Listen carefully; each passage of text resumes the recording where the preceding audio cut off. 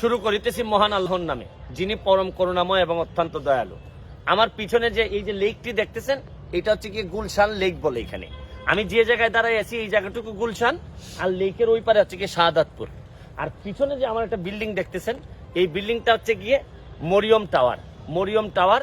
এবং মজার বিষয় হচ্ছে কি আপনাদেরকে দেখাইতে চাই যে বাংলাদেশে কিভাবে আইন চলে। বিজিএম এর বিল্ডিং হাতির ঝিলে ছিল, এই বিজিএম এ বিল্ডিংটা ভেঙে দেওয়া হয়েছে, যেহেতু হাতির ঝিলের মধ্যে অন্যায়ভাবে এটা তৈরি করা হয়েছিল। আর এই মরিয়মের এত ক্ষমতা, মরিয়ম দেখেন এই পুরা হাতির ঝিলের এই লেক পার পুরা আর কোনো বিল্ডিং নাই, এইটাই বিল্ডিং আছে। এইটার নিচে শক্তিশালী মানুষরা থাকেন, এটার মধ্যে অনেক দামি দামি লোকজন থাকেন, যার কারণে সরকারও এখানে ভয় পান যে এই বিল্ডিংটা উনারা ভাঙতে ভয় পাচ্ছেন। কারণ আমি জানি যে এটা লোক মুখে শোনা যাচ্ছে যে এটা ভাঙার উদ্যোগ নেওয়া হয়েছিল, কিন্তু আপনি এখানে আসলে দেখবেন পুরা রাস্তা বদলাই দিয়ে দিছে ওরা, তাও এই বিল্ডিংটা রাখতে হয়েছে। মানে কত ক্ষমতা এই মরিয়ম টাওয়ারের। মরিয়ম সাহেব কে আমি তাও জানি না, পুরা দেখতেই কত বিশ্রী হয়ে গেছে। আপনি যদি পুরা লেক পাড়ার রাস্তাটাই নষ্ট হয়ে গেছে একমাত্র এই বিল্ডিংটার কারণে।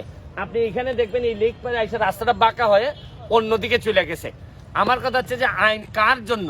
ধরেন গরিব মানুষের যদি 2 শতক জায়গা সরকারের উপর পড়ে বা অবৈধভাবে দেওয়া হয়, তখন পুলিশ সবাই মিলে গিয়ে একটা বিল্ডিং ভেঙে দিচ্ছেন আপনারা।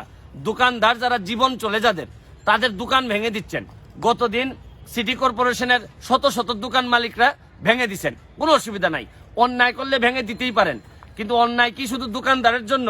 আর ওই মরিয়ম টাওয়ারে যারা বসবাস করেন, মরিয়ম টাওয়ার যারা অন্যায়ভাবে বানাইছেন, তাদের জন্য কি অন্যায় হয় না?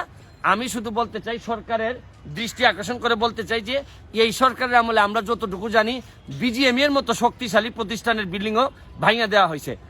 এই বিল্ডিংটা থাকার যৌক্তিকতা কি?